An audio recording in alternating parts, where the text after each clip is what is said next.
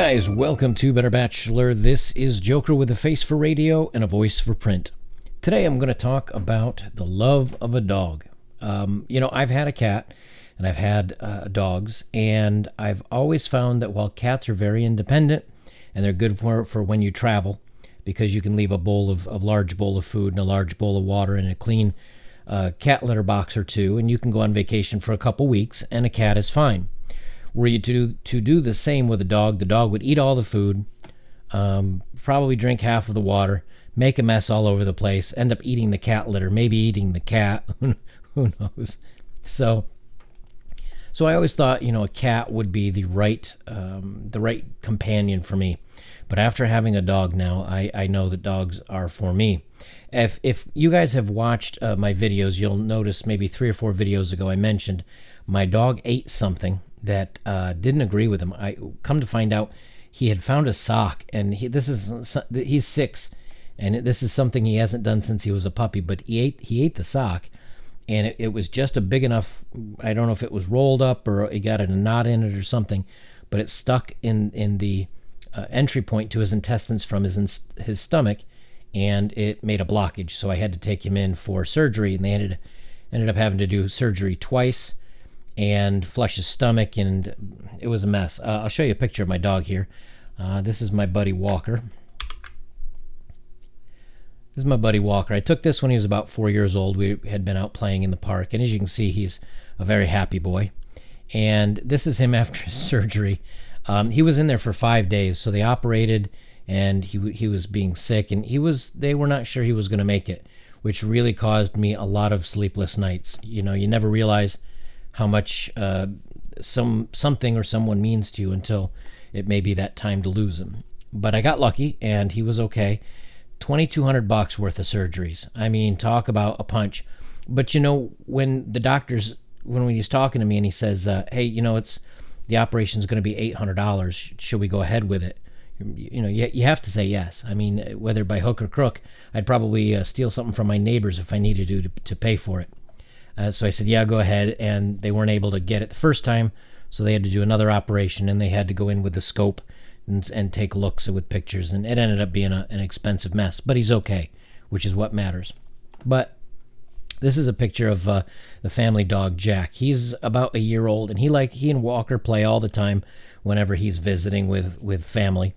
And this will get into a little bit more of kind of what I'm getting to here, so thank you for bearing with me. But he knew something was wrong. Of course, when Walker was not around for 5 days, Jack was miserable. He's walking around and looking out the window and whining, and because since he was a puppy, he came from his litter of dogs to visit, and I trained him, and so he was around Walker. And then here he's been around Walker for the last few months while everyone's visiting, and he could tell the difference. But as he'd get close to Walker, usually they play. But Jack knew something was wrong with Walker, and he knew he wasn't okay to play. And so he just very gently went to lay down next to Walker's head, and Walker he lifts it because he thought Jack might want to play with him. So he kind of lifted his lips a little bit and showed his teeth. And so Jack, to show he didn't want to play, he went around to the other side of the table and laid at Walker's feet, as you can see here. And so he got, and here's 13 stitches. So I get, or staples. So I guess they super glue it and then staple it. So he's in a lot of pain, and he's really miserable, but he's okay. So the thing about dogs, and I wanted to read a couple of little articles. One's just a kind of a summary of what I think about dogs, but that dogs are loyal. Dogs love you no matter what. You have a bad day, dogs know it. When I broke my toe, I did a video, I don't know, a couple months ago. When I broke my toe, I was laying on the ground because I was running out, getting out of the doorway and going across the dark living room, and I smacked my pinky toe into a coffee table, and it snapped it right over. And I was laying on the floor, and I was in so much pain, holding on my foot. My dog he got out of bed and came walking into the other room, and he just laid down on the ground next to me while I'm laying there holding my foot.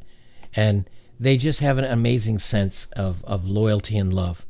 So I'm gonna, before I ramble on, I just wanted to let you guys know, first of all, that my dog is healthy, and secondly, I'll read a couple of fun little articles. One's here is about someone wrote this up, and it pretty much summarizes what I wanted to say, but I have a tendency to ramble. That's why I read articles. So this is Why Are Dogs Man's Best Friend? 4 Reasons for 2018, but it could be, whatever year. The saying dogs are a man's best friend is very old and popular saying. Don't you just wonder who said it and what brought about the conclusion? But whichever way you choose to look at it, dogs are truly man's best friend, not just because they are a domestic animal, but because they are just great. Dogs fill up that space that is meant for humans better than the human in your life. They are loyal, smart, forgiving, cheerful, etc. All this comes of the qualities you expect in a human best friend, but you can get from a dog. My dog has been with me through thick and thin. When I've moved, when I've relocated for jobs, when I left my job and I went traveling around the world, my parents looked after him, and I think my mother loves him as much as I do. But everything that I've gone through that was difficult, every relationship, anything, he was always cheerful. He's always by my side. He always has my back. He's always been a best companion. There's nothing I could do to him to make him not love me. I mean, nothing I would do to him, of course. I wouldn't hurt him or anything, but he's always got your back. And I think I can trust and love a dog more than I can a person. It's sad to say, but I think that's where I am in life right now. They're very loyal. Most times we tell our friends we would die for them or have their back, no matter the situation, just to prove our loyalty to them. Although when reality sets in, we tend to do the opposite. I don't know about you, but I've had lots of friends that have said, oh, we'll keep in touch no matter what. Thick and thin, and then you never hear from them again. But your dog will literally die for you. They will do whatever it takes to protect you if you're in danger, even if it means putting themselves in danger. And there's plenty of stories out there about dogs running back in to save their family members. It's pretty awesome. They also literally have your back every single time. Ever wondered why when someone knocks on your door and you're going to check it, your dog walks behind you? That's them having your back, figuratively and literally. They always are happy to see you. There's an old joke. If you want to really know who loves you in your life, lock your girlfriend or your wife, your child. Not that you would really do this. This is a terrible, terrible thing. Do not do this. But lock your wife, lock your kid, and lock your dog in the trunk of a car. Leave them there for an hour. And after you open up the trunk, one of them is really going to be happy to see you. And the other two, not so much. Everybody wants their best friend to be happy when they see them. But that's not always the case because sometimes they might just be dealing with their issues or they need a break from you, which is normal. But your dog will always be happy to see you, jumping on you and giving and going everywhere with you. Even when they do not jump, you see their tails wagging in excitement. Having your dog jumping and barking for excitement when they see you is a sight for sore eyes any day. When I picked my dog up from the vet earlier today, the woman said, he's on pain medication. He's a little groggy. He's very lethargic. So if he's kind of dopey for a couple hours when you get him back, just understand that's, and I said, okay, no problem.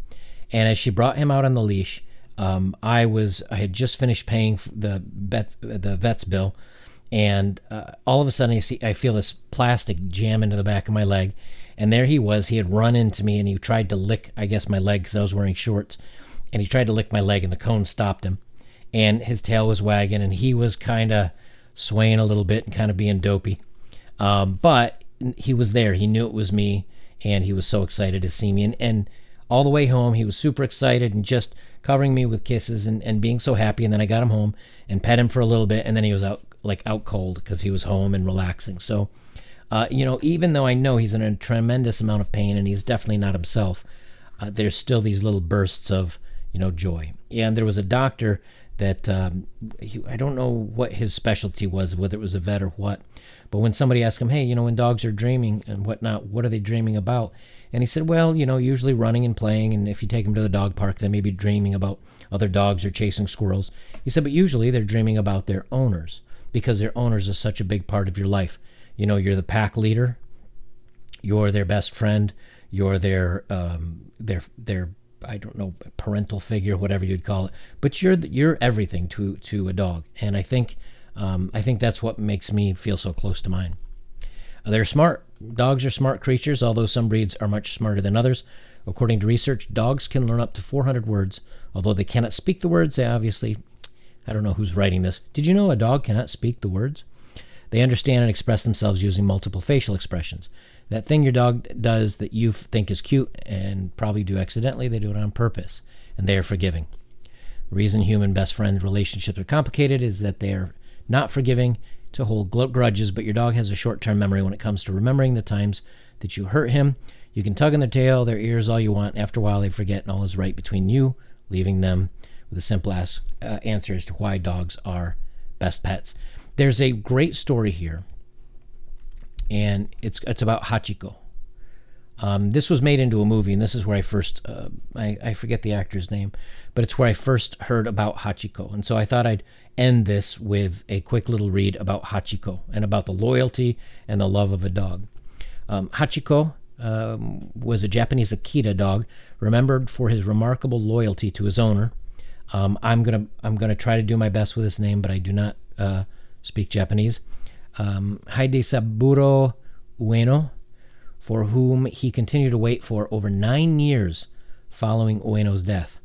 Hachiko was born in a farm near the city of Odate, Akita Prefecture, in 1924. The professor, his owner, at the Tokyo Imperial University brought him to live in Shibuya, Tokyo, as his pet. Hachiko would meet Ueno at Shibuya Station every day after his commute home. This continued until May 21st, 1925, when Ueno died of a cerebral hemorrhage while at work. From then until his death on March 8th, 1935, which is 10 years or 9 years and change, Hachiko would return to Shibuya Station every day to await his owner's return. During his lifetime, the dog was held up in Japanese culture as an example of loyalty and fidelity. Well after his death, he continues to be remembered in worldwide popular culture with statues, movies, books, and appearances in various media. Hachiko is known in Japanese as Chuken Hachiko, or faithful dog Hachiko. Hachi meaning 8, and the suffix ko indicating affection. You know, his owner dies, and he's so used to meeting him at the station, and he knows he should be coming home, that for 10 years that dog returned to that station. They have a bronze statue of him and everything there. I've actually seen it when I was in Japan. And that kind of loyalty and fidelity and devotion you rarely get nowadays. I think you could get it perhaps from your parents if you have a good relationship with them, perhaps a sibling, although in many cases no, and a dog. And I think that's about it. So, guys, I thought I would throw this together for you, that if you're not in a place where you can own a dog, I understand. If you travel, I understand it makes it very difficult. However, if there is a moment that you cannot, or that you have a moment where you can purchase a dog and have a dog, the off breeds that are not specialty dogs are wonderful. They're usually healthier than very specific breeds and a heck of a lot cheaper, and you can get them from the pound or from litters of puppies nearby for virtually free. So if you can ever have a chance to get yourself a dog, I will say it's one of the best and most faithful companions that you can have. And for me, it fills the role of ever needing a kid and ever needing a companion, as a dog is plenty of both for me. And I think it can really fill those days of maybe wanting to have someone in your life. It can do a very good job of doing that. So, guys, I'll leave it there. If you like my work, links are below to support me directly, and thank you for those that have. And of course, liking, commenting, and sharing, and going and watching some of my older stuff is always a great way to help support your channel. I'll leave it there, guys. This is Better Bachelor. I am Joker, and remember, smart men own dogs.